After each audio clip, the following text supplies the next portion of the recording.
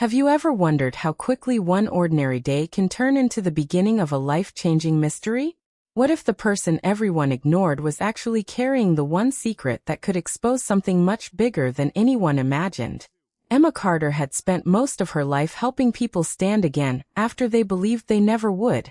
Every patient who entered the rehabilitation center carried pain that was different, but fear always looked the same. Some feared they would never walk. Others feared becoming a burden to their families. Emma understood those feelings better than anyone because she had lived through them herself. Every morning she arrived before sunrise. The quiet hallways gave her a few peaceful moments before the busy day began. She liked hearing the soft sounds of medical equipment waking up, nurses preparing medications, and therapists arranging treatment rooms. To many people those sounds were ordinary, but to Emma they represented hope.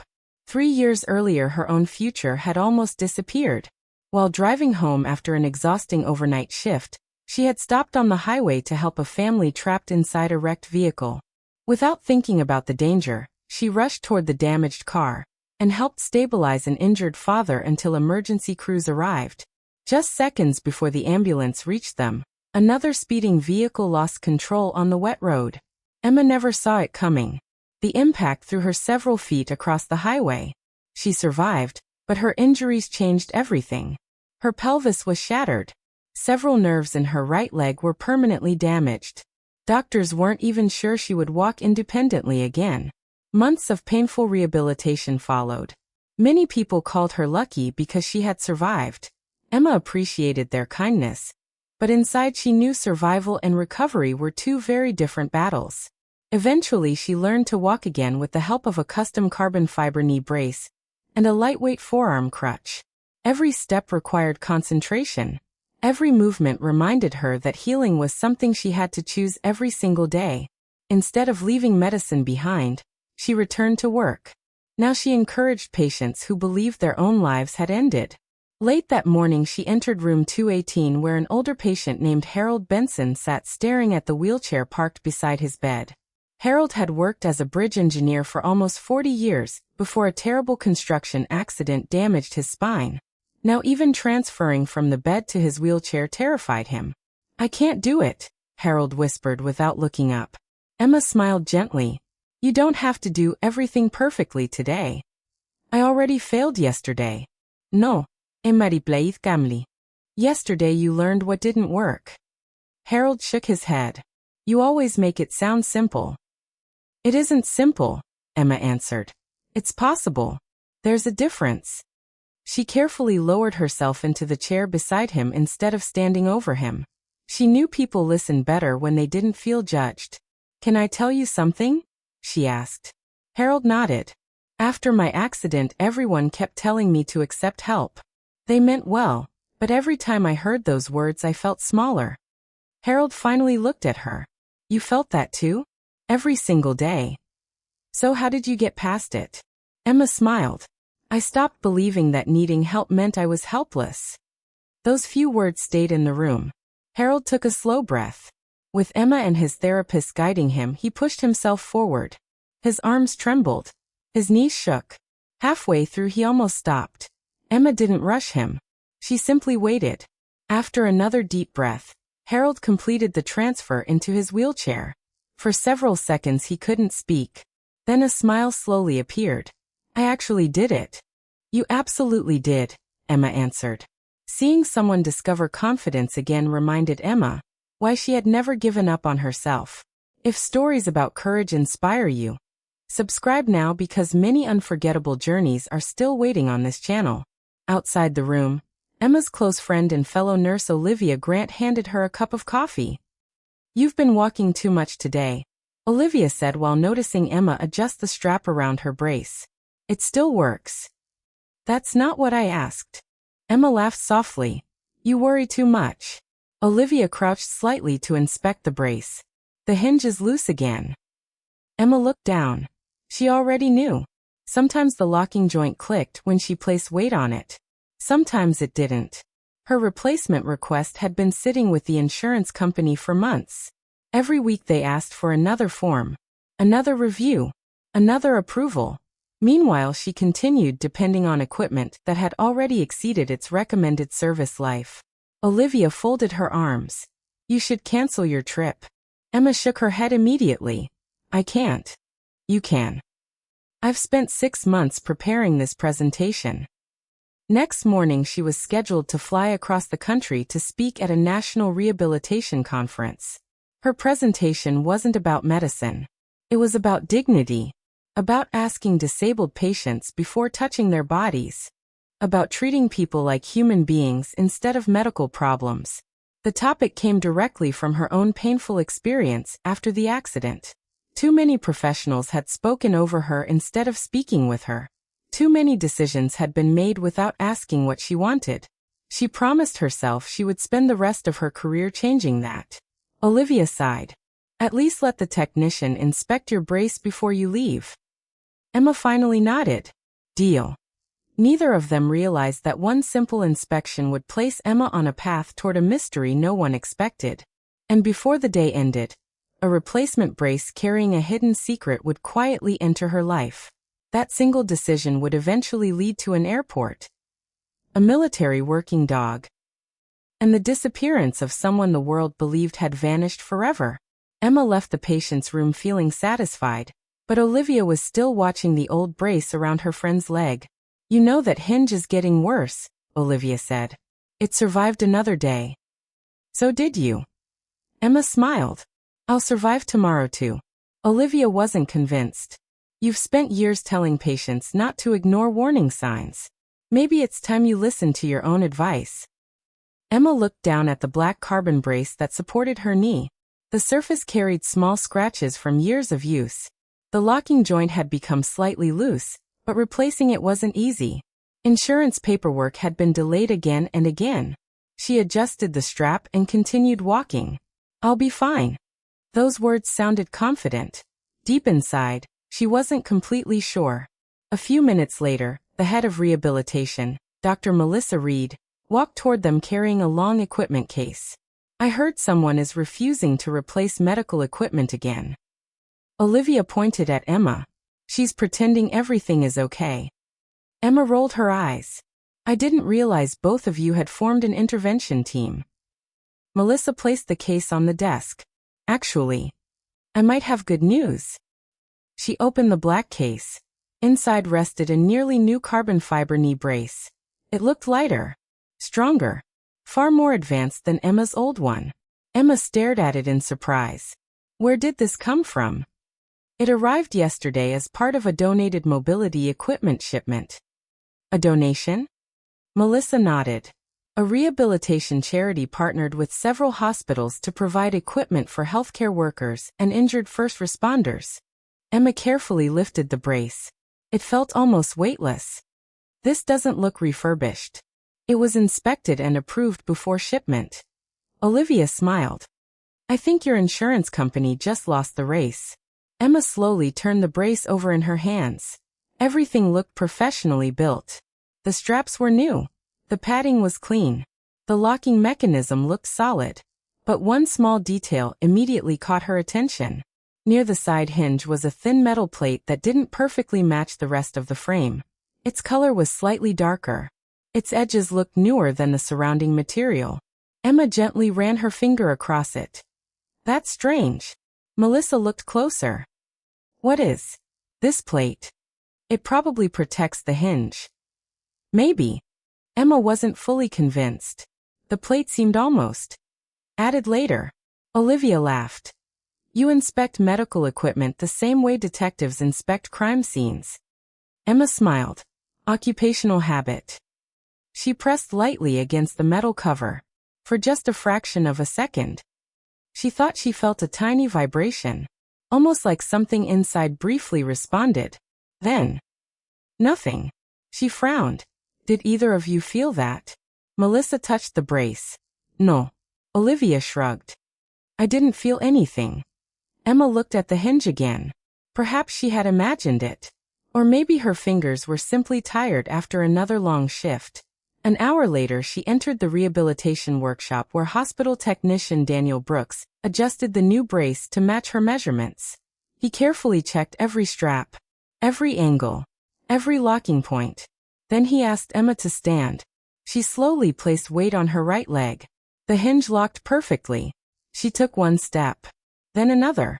The movement felt smoother than it had in years. Daniel smiled. Much better. Emma nodded. I forgot walking could feel this natural. Daniel watched carefully while she continued testing it. Then his expression changed. He leaned closer toward the hinge. Hold on. What? He pointed toward the same small metal plate. That isn't part of the original manufacturer design. Emma looked at him. You noticed it too? Daniel nodded. The screws are different. What does that mean? It means someone opened this housing after it left the factory. Could that happen during repairs? It could. But I'd like to know why. He reached toward his toolbox. I could remove the plate. Then he stopped. No. Why not?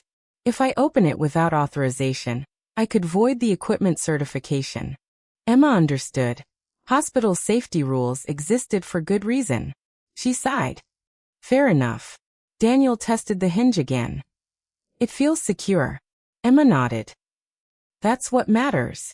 Just as she prepared to leave, a soft electronic chirp echoed through the room. Beep.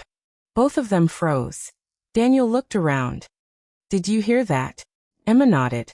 It wasn't my phone. Daniel checked the nearby charging station. Nothing. He looked at the brace again. The sound never came back. Probably interference. Probably. But neither of them sounded convinced. Emma finished walking across the room. Every step felt easier. For the first time in months. She wasn't fighting against her own equipment. She packed her old damaged brace into the equipment case. Olivia immediately took a picture of the donation paperwork. Emma noticed. What are you doing? Keeping copies.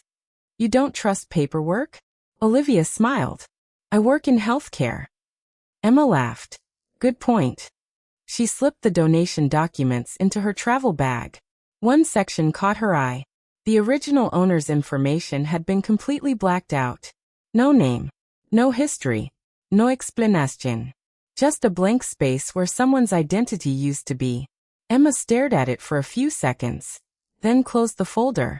She had no idea that the missing name belonged to someone who had disappeared months earlier. And within the next few hours.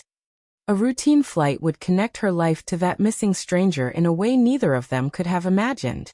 Emma left the workshop carrying the equipment case with her old brace inside while the new one supported every step she took.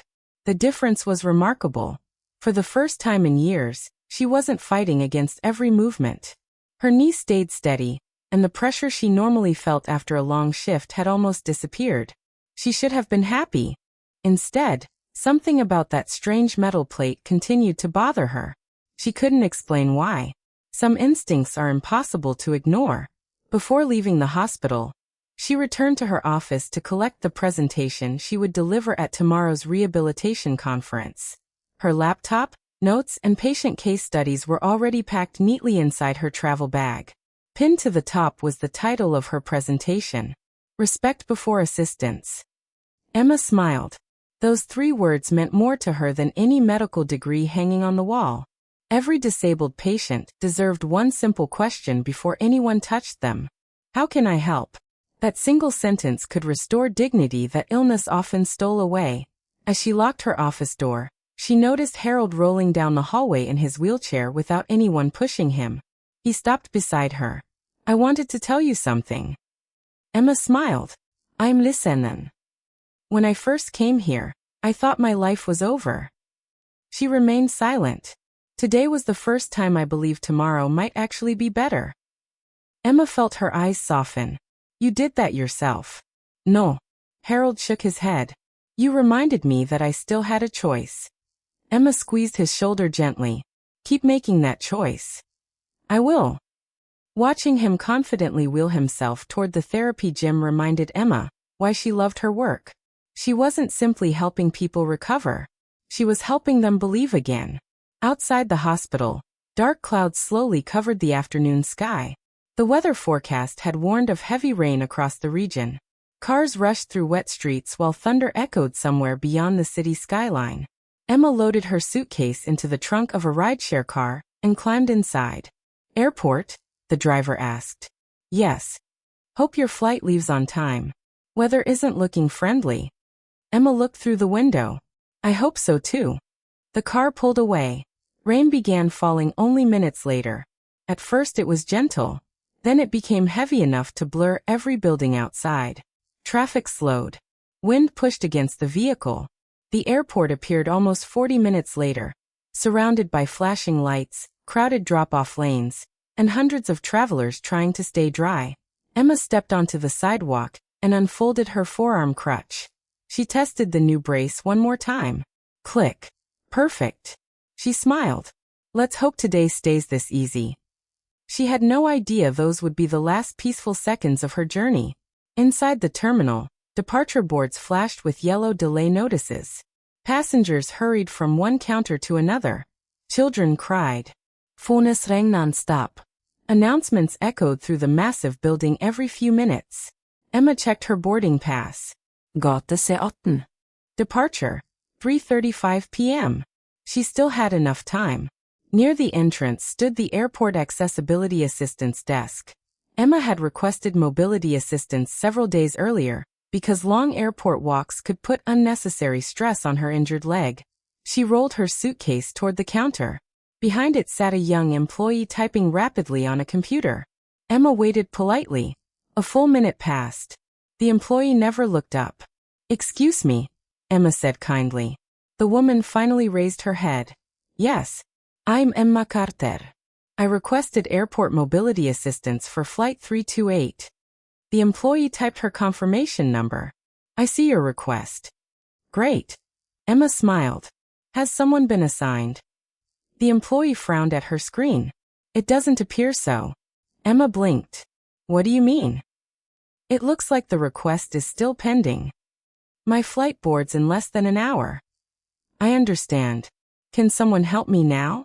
The employee glanced around. I'm afraid everyone is busy. Emma noticed two empty airport wheelchairs sitting only a few feet behind the counter. What about those? They belong to another department. Could someone call that department? I already sent another request. How long will it take? I'm not sure. Emma quietly looked around the crowded terminal. Everyone seemed to be rushing somewhere. Nobody noticed the growing concern on her face. She wasn't asking for special treatment. She was asking for the assistance the airport had already promised. The employee finally said, If you think you can make it yourself, you may want to start walking. Emma looked down at her brace.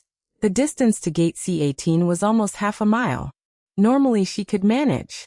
But long walks after a full hospital shift often exhausted her leg. Still, waiting could mean missing the flight completely. She nodded politely. Thank you. The employee immediately returned to typing. Emma slowly turned away. She adjusted her grip on the suitcase handle and began walking toward security. Far across another terminal, a tall man wearing a dark tactical jacket entered the airport with a powerful black German shepherd walking calmly beside him. The dog's name was Shadow.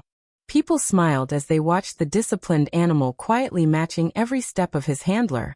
The man checked the departure board before looking toward the security checkpoint. Neither he nor Shadow had any idea that within the next hour, their journey and Emma Carter's life would collide in a way none of them could possibly imagine. Emma tightened her grip on the handle of her suitcase and slowly made her way toward the security checkpoint. The terminal was louder than ever. Rolling suitcases echoed across the polished floor, children laughed, flight announcements repeated overhead, and long lines stretched in every direction. Every step reminded her that although the new brace worked perfectly, her body was still recovering from years of pain. She refused to let that stop her. The line at security moved slowly. By the time Emma finally reached the scanner, nearly 20 minutes had passed. A security officer smiled politely. Please place your bags on the conveyor belt. Emma nodded and carefully lifted her backpack. When she stepped through the body scanner, a loud alarm sounded. The officer immediately looked at the monitor. Ma'am, do you have any medical implants or braces? Yes. Emma pointed toward her right leg. I wear a carbon fiber knee brace. No problem. The officer smiled. We just need to perform a quick inspection. Emma had experienced this many times before. She calmly rolled up the leg of her pants enough to reveal the brace. Another officer approached with a handheld scanner. He slowly moved it along the frame. Everything seemed normal, until the scanner reached the small metal plate beside the hinge. Beep. The device produced a sharper tone than before. The officer paused.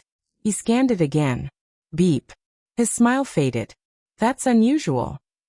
Emma looked down. What's unusual? The signal is much stronger around this section. It's a donated medical brace. I understand. The officer called another security supervisor. Within seconds, a woman wearing a blue security jacket arrived. She examined the brace carefully. Has this brace been modified? Emma shook her head. Not that I'm aware of. When did you receive it? This morning. The supervisor exchanged a quick look with her colleague. We'll need to inspect it a little more closely. Emma remained calm. Of course. Meanwhile, several hundred feet away, Shadow suddenly stopped walking. His handler, former military K-9 officer Ryan Mercer, immediately noticed. What is it, buddy? Shadow lifted his nose into the air.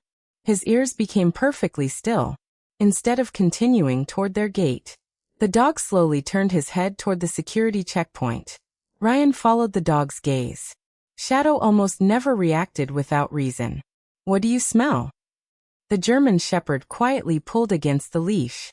Not aggressively. Not nervously. Purposefully. Ryan trusted that behavior. For 6 years they had worked together in military security operations. Shadow had detected explosives, hidden weapons, electronic surveillance devices, and even survivors trapped beneath collapsed buildings. The dog had never ignored his instincts. Ryan calmly walked toward the nearby airport security supervisor. Excuse me. The officer recognized him immediately. Mr. Mercer. Ryan nodded. My dog is alerting toward the primary checkpoint. The supervisor looked surprised. He's working today? No. Ryan smiled. We're passengers. But when Shadow reacts like this, I pay attention. The supervisor radioed another officer. Let's quietly check the area. Back at Emma's inspection station, the security team had finished examining her luggage. Everything inside appeared completely ordinary. Laptop, medical presentation, clothes, notebook. Nothing suspicious. Only the brace continued attracting attention. The supervisor looked at Emma. Would you mind stepping into the secondary screening room? Certainly. Emma followed without hesitation. Inside the private inspection room sat a metal examination table. A medical privacy curtain surrounded one side of the room. We'll simply inspect the brace more carefully. Emma nodded. I understand. A female officer helped loosen one of the lower straps. The brace remained securely attached. The officer gently tapped the darker metal plate. What is it? Emma asked. This plate isn't standard. Emma sighed softly. I noticed that too. The officer requested a portable imaging scanner. A few moments later another technician arrived carrying a handheld X-ray device. Please remain still. Emma stood quietly while the technician slowly scanned the side of the brace. The image appeared on a nearby tablet. Everyone in the room leaned closer. The brace frame looked exactly as expected. Support bars, joint locks, padding. Then, near the hinge, a tiny rectangular object appeared beneath the darker metal cover. It was no larger than a postage stamp. The technician frowned. That's definitely not part of the manufacturer design. Emma felt her heartbeat quicken. What is it? I honestly don't know. The supervisor immediately contacted Airport Security Command. We'll need engineering support. Emma stared at the screen. Someone, at some point, had deliberately hidden something inside her medical brace. But why? Before anyone could answer, Shadow suddenly barked once outside the inspection area. Ryan looked toward the closed door. The dog had found the exact location.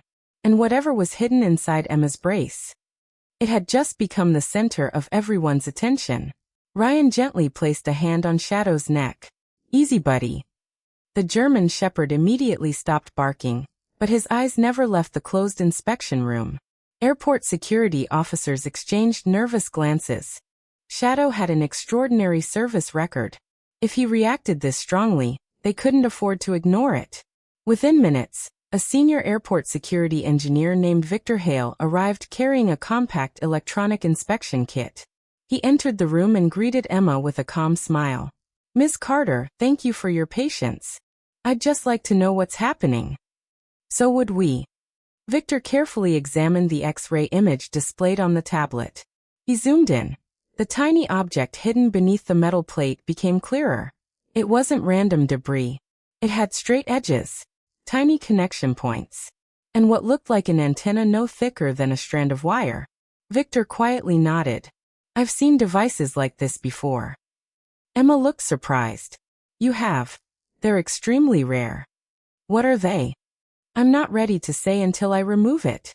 He carefully unpacked a set of precision tools. Every movement was slow and deliberate. One damaged screw could destroy valuable evidence. The room became completely silent.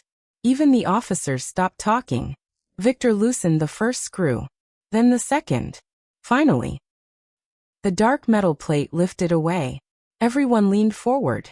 Hidden inside the brace was an electronic module about the size of a postage stamp. It was sealed inside a waterproof casing. Emma stared at it. "So, that's what made the scanner react." Victor nodded. "Yes." He carefully disconnected two tiny wires. The device powered off immediately. One officer asked, "Is it dangerous?" Victor shook his head. "It doesn't appear to contain explosives." "What is it then?" Victor turned the module over. A tiny serial number had been partially scratched away. Only 4 numbers remained visible.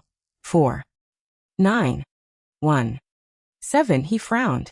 Someone intentionally tried to hide its identity. Emma folded her arms. "Can you tell what it does?" "Not yet."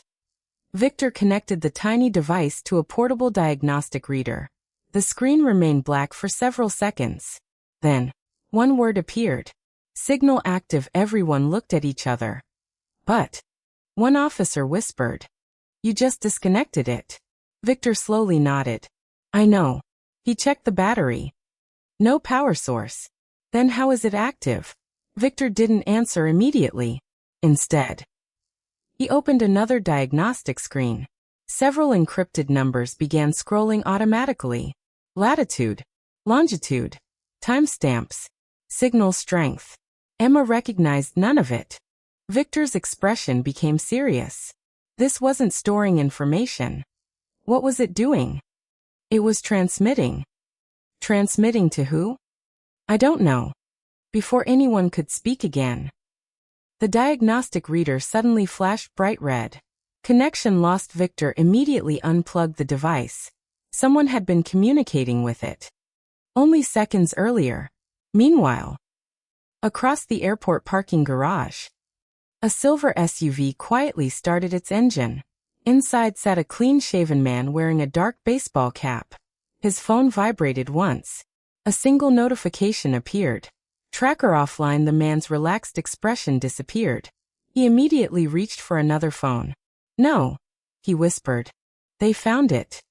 Without another word, he started the vehicle and drove toward the terminal entrance. Back inside the airport, Ryan watched officers moving much faster than before. Something had clearly changed. Shadow suddenly stood again. This time, he wasn't focused on Emma. His attention shifted toward the main entrance. Ryan followed the dog's line of sight. A man wearing a dark cap had just entered the building. Nothing about him looked unusual. Average height, dark jacket, small travel backpack. But Shadow's ears stood straight up. The dog's breathing became slower, more focused. Ryan quietly spoke. "That's him." Shadow remained perfectly still. Then, the dog gave one short, controlled alert. Ryan trusted him instantly. He approached the nearest security supervisor. "My dog has changed targets." The supervisor looked toward the entrance. "Which passenger?" Ryan subtly pointed. "The man in the black cap." The supervisor immediately radioed plainclothes officers positioned throughout the terminal. Keep him under observation. The man continued walking as if nothing had happened. But he wasn't looking at departure boards. He wasn't searching for a gate. Instead, his eyes scanned the crowd, searching, waiting, looking for someone. Inside the inspection room, Emma finally asked the question everyone had been thinking. Who would hide a transmitter inside a medical brace? Victor looked directly at her. I don't think the brace was the target. Emma frowned. What do you mean? Victor carefully placed the tiny device into an evidence bag. I think the person wearing the brace was. A cold silence filled the room. Emma suddenly realized something terrifying. That brace had arrived at the hospital only yesterday. Someone else had owned it before her. Someone whose identity had been completely removed from the donation records. Whoever that person was. They might still be missing. Or worse. Someone at the airport had just arrived expecting to find them, not Emma Carter. Ryan's instincts told him not to make a move too soon. He had learned that the moment someone realized they were being watched, they either disappeared into the crowd or made a dangerous mistake. The man in the black cap continued walking through the terminal, without looking hurried. But he wasn't acting like an ordinary traveler. He never checked the departure boards. He never looked for a gate number. Instead, his eyes swept across the crowd as though he was searching for one specific person. Ryan quietly spoke into the temporary airport radio handed to him by security. Subject moving toward the central food court. Copy that, came the reply. Maintain visual contact only. Shadow stayed close beside Ryan, walking calmly despite the growing tension around them. Emma, meanwhile, remained inside the inspection room. Victor carefully sealed the electronic tracker inside an evidence bag. A senior airport security manager entered moments later. My name is Laura Simmons. She offered Emma a reassuring smile. First, I want to apologize for everything you've experienced today. Emma nodded politely. I just want to understand why this is happening. So do we. Laura placed the evidence bag on the table. Right now we have more questions than answers. Emma looked at the tiny device. So someone was tracking this brace? Victor answered. Most likely. But why would anyone track medical equipment? Victor folded his arms. I don't believe they cared about the equipment. Emma slowly understood. They cared about whoever was wearing it. The room fell silent again. Laura pulled a chair closer. Miss Carter. I need to ask you a few questions. Of course. Have you noticed anyone following you today? Emma thought carefully. No. Anyone asking unusual questions? No. Anyone who seemed unusually interested in your brace? Emma hesitated. Then she remembered. This morning. Everyone looked at her. When I left the rehabilitation workshop, there was a delivery driver standing outside. What about him? He wasn't carrying any packages. Laura wrote that down. He just kept staring at my leg. Did he say anything? Emma nodded slowly. He asked. Does it fit comfortably? Victor frowned. That's a strange question. I thought maybe he worked for the charity. Laura asked, can you describe him? Emma closed her eyes. Tall. Brown jacket. Short beard. Maybe 40 years old. No company logo on his clothes. Laura immediately passed the description to airport officers. Outside the room, the search quietly expanded. Security cameras were already reviewing footage from the hospital entrance. Meanwhile, the man in the black cap entered a coffee shop near gate C20. He ordered nothing. Instead, he chose a table facing the hallway. From there he could watch hundreds of passengers pass by. His phone remained in his hand. Every few seconds he glanced at the screen, waiting, almost expecting another signal. When none appeared, his expression became increasingly frustrated. Across the terminal, Shadow suddenly stopped again. Ryan noticed immediately. What is it now? The dog lifted his head. This time he wasn't watching the man. He was staring at a black backpack resting beneath a nearby seat. The owner appeared to be reading a newspaper several feet away. Ryan quietly approached. Sir. The man looked up. Is this your backpack? Yes. Would you mind opening it? The traveler looked confused. Sure. He unzipped it. Inside were only clothes, a camera, travel documents, and several wrapped gifts. Nothing suspicious. Ryan smiled politely. Thank you for your cooperation. No problem. As they walked away, Ryan whispered to Shadow. Good catch. Then he realized something. Shadow hadn't been interested in the backpack. He had been smelling past it, toward another scent moving through the terminal. Ryan turned around. The man in the black cap had quietly left the coffee shop. Control. Ryan spoke into the radio. Our subject is moving again. Security cameras immediately locked onto him. The man entered a quieter hallway leading towards several unused airport offices. Plainclothes officers followed from a distance. Everything remained calm. Until the man suddenly looked over his shoulder. He had spotted them. Without warning. He abandoned his casual walk and sprinted down the corridor. Subject running. Multiple officers took off after him. Passengers jumped aside in surprise. Suitcases rolled across the floor. Airport announcements were drowned out by the sound of running footsteps. Ryan released Shadow's lead. Go. The German Shepherd exploded forward. Fast. Focused. Powerful. The fleeing man pushed through an emergency exit door leading into a maintenance corridor. He glanced behind him. Shadow was gaining ground rapidly. The man turned sharply around a corner. Then, he disappeared. Ryan reached the corner seconds later. The hallway beyond was empty. 3 doors. 1 stairwell. No sign of the suspect. It's impossible, one officer said. He couldn't have vanished that fast. Ryan slowly looked around. Shadow wasn't confused. The dog stood perfectly still in front of a gray maintenance door. His nose remained fixed near the bottom edge. Ryan gently opened it. Inside. There was no suspect. Only electrical equipment, cleaning supplies, and a maintenance cart. The back cover of the cart was still swinging slightly. Someone had hidden there. Only moments earlier. Then escaped through another exit. Ryan smiled slightly. He's smart. But not smart enough. Shadow lowered his nose to the floor again. The chase wasn't over. In fact, it had only just begun. Ryan placed a hand on Shadow's shoulder, signaling the dog to stay focused instead of rushing ahead. The maintenance room was quiet. Too quiet. The swinging rear panel of the maintenance cart slowly came to a stop. One of the airport officers examined it. He definitely hid in here. Ryan nodded. But he didn't stay. Shadow continued sniffing the floor in tight circles before suddenly turning toward a narrow service hallway. Without hesitation, he started walking. Ryan smiled. Good work, partner. The officers followed close behind. The scent trail led through a restricted maintenance corridor that most passengers never knew existed.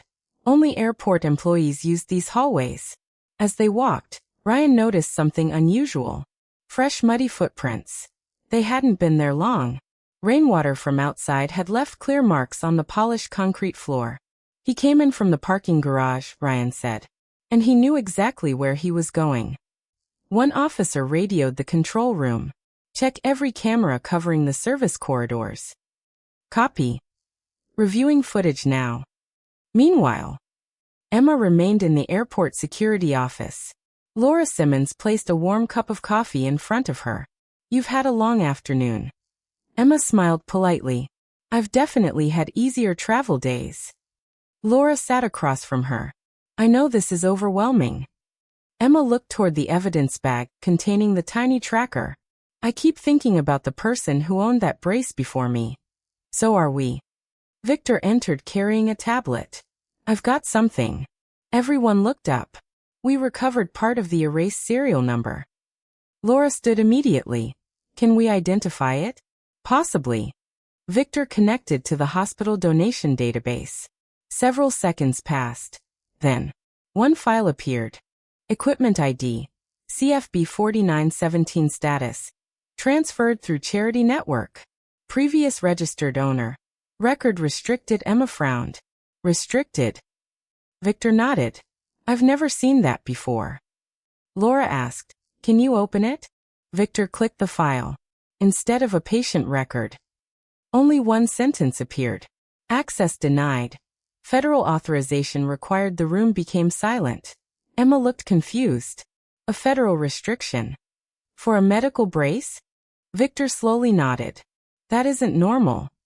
At that exact moment, Ryan's radio came alive. We've located additional footage. What did you find? The suspect entered through employee entrance 4. Ryan asked. Was he alone? A short pause followed. Then. No.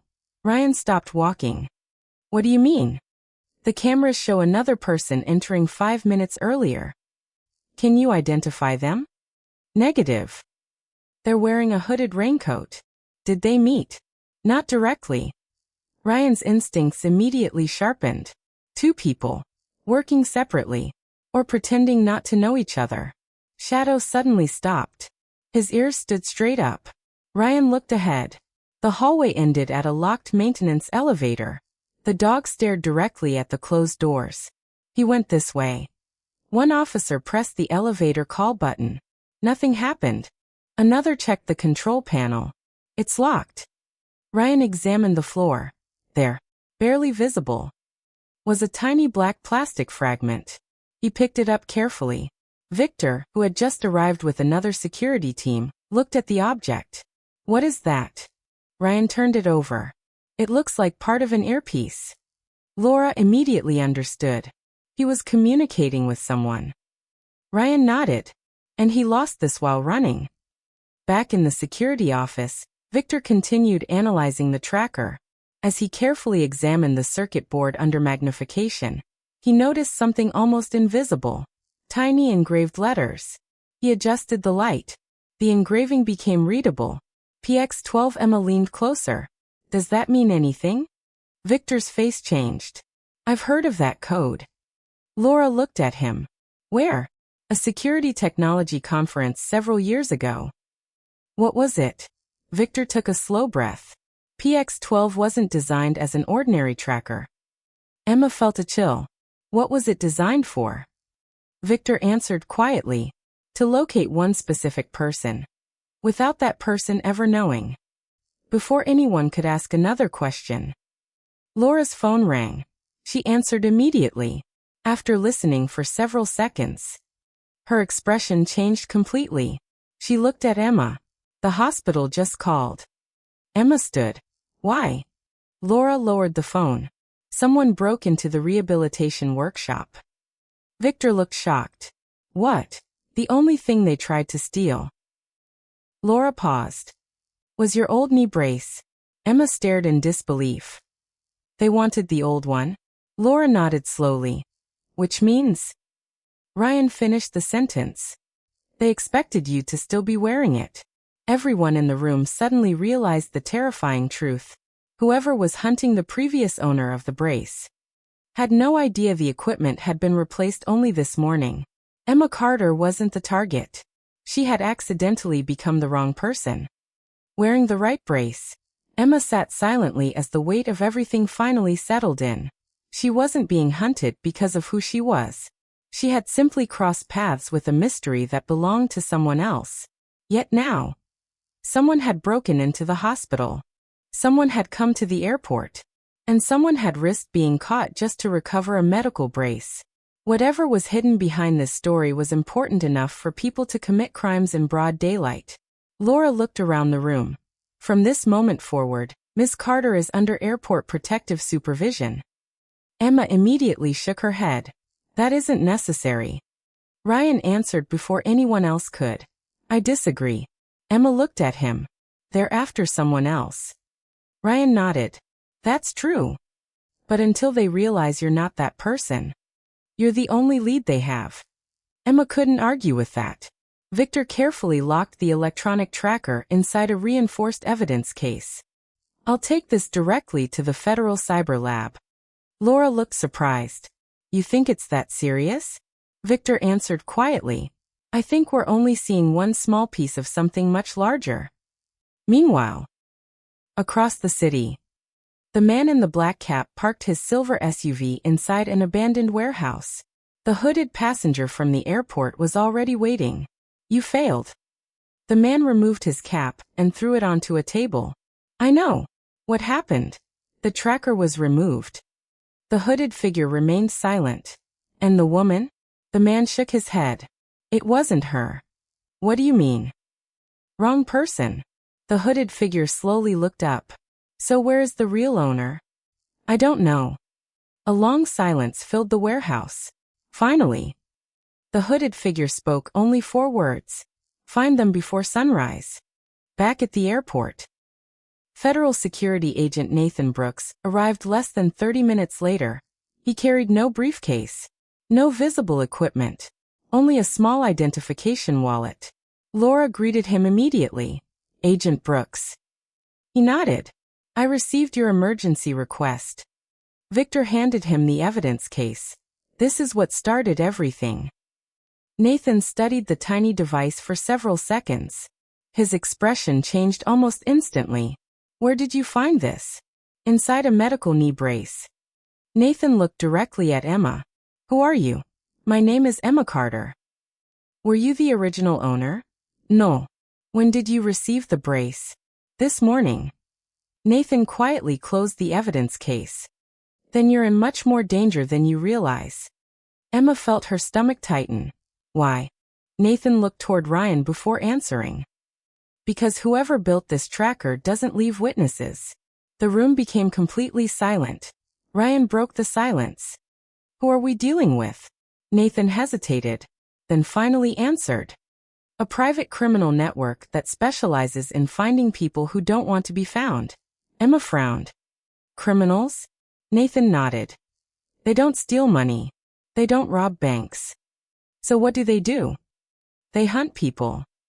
Everyone stared at him. Nathan continued. Missing witnesses. Protected informants. Corporate whistleblowers. Former intelligence contractors. They locate people who have disappeared. Emma whispered. Why would anyone pay for that? Nathan answered calmly. Because some people will spend millions to make sure certain witnesses never testify. Ryan slowly looked at the tracker. So this wasn't just a GPS device. Nathan nodded. It was part of a professional tracking system. Victor asked, do you know who the previous owner was? Nathan remained quiet. For nearly 10 seconds. Nobody spoke. Finally he answered. I know exactly who she was. Emma leaned forward. Who? Nathan looked directly into her eyes. Her name wasn't erased to protect the government.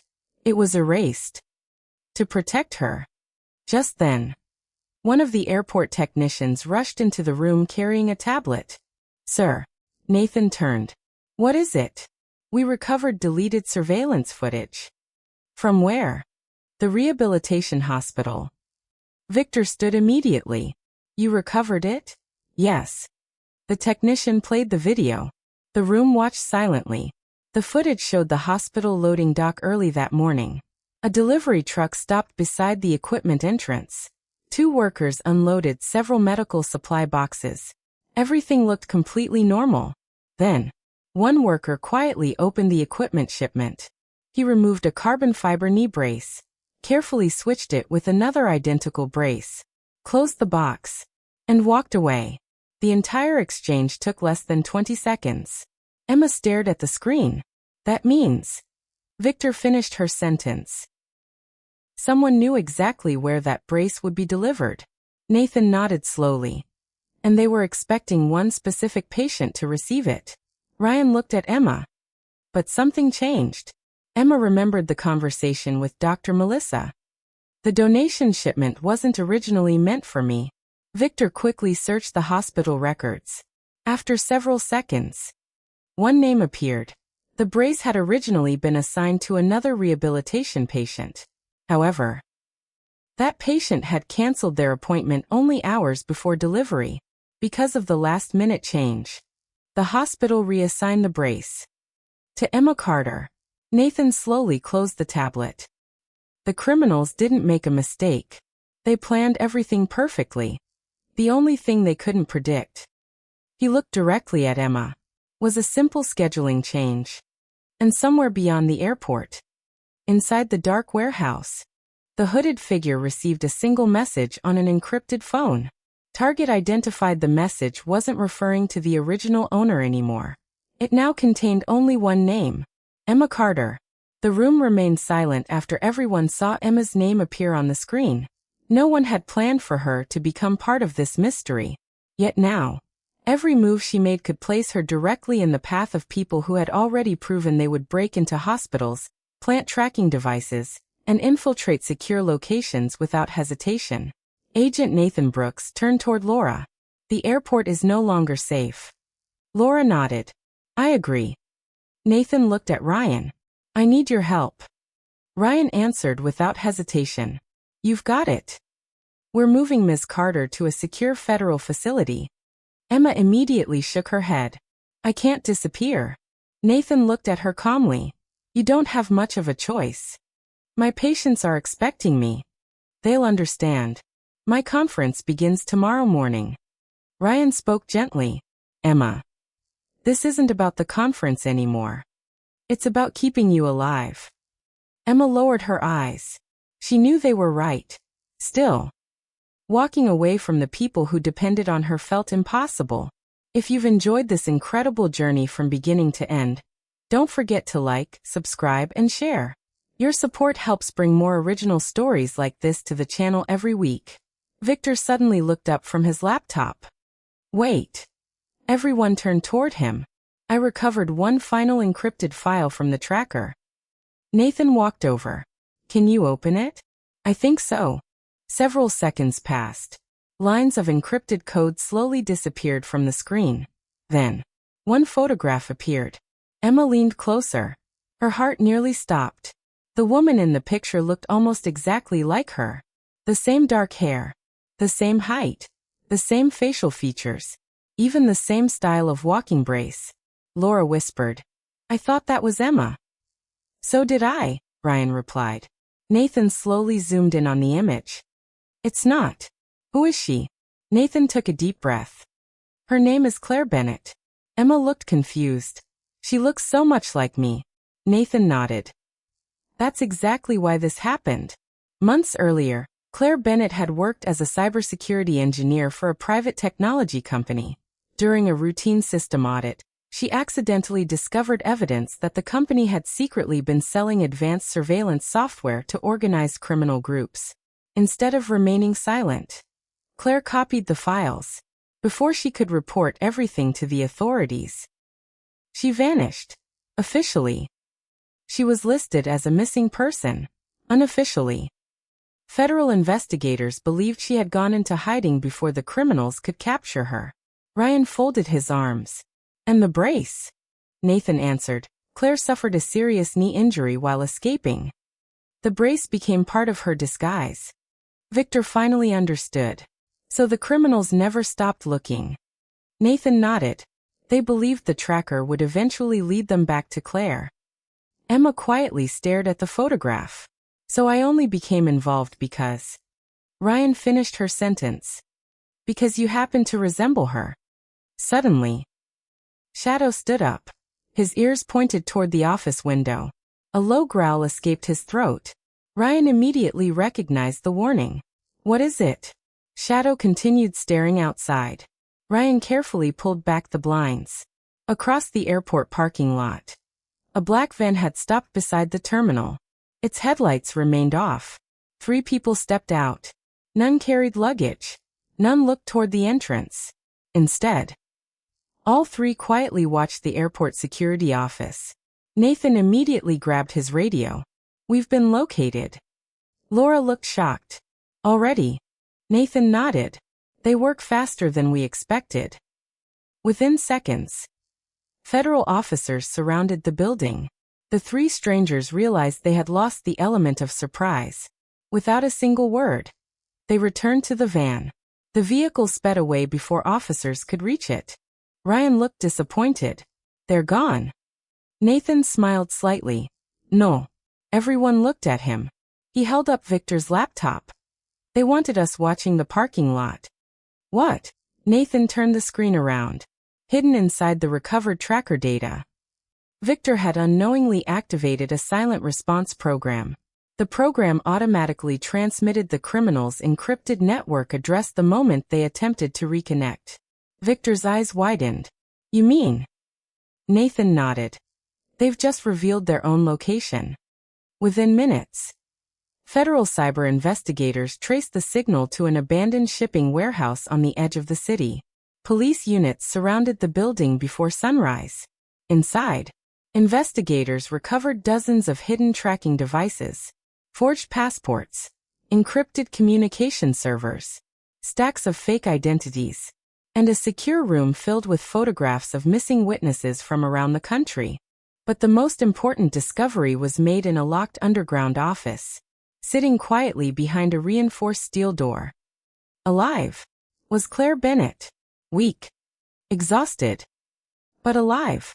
She had escaped months earlier, only to be captured again while trying to contact investigators, because the criminals believed the tracker had failed. They never expected authorities to find their hideout. Claire looked at Nathan with tears in her eyes. "I thought no one would ever find me." Nathan smiled. "You can thank someone named Emma Carter." Several weeks later, the criminal organization responsible for the surveillance network was dismantled. Dozens of arrests followed across multiple states. The illegal tracking technology was seized. Every hidden device connected to the network was destroyed.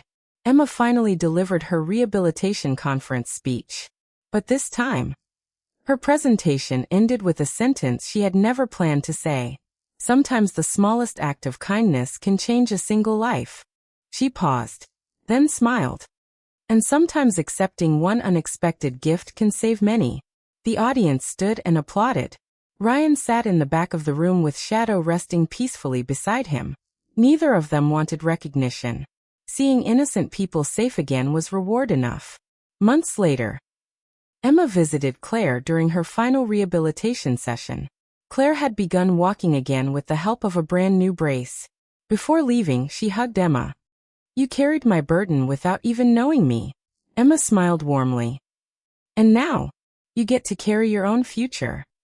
The two women walked out of the rehabilitation center together, leaving the past behind and stepping toward a future filled with hope.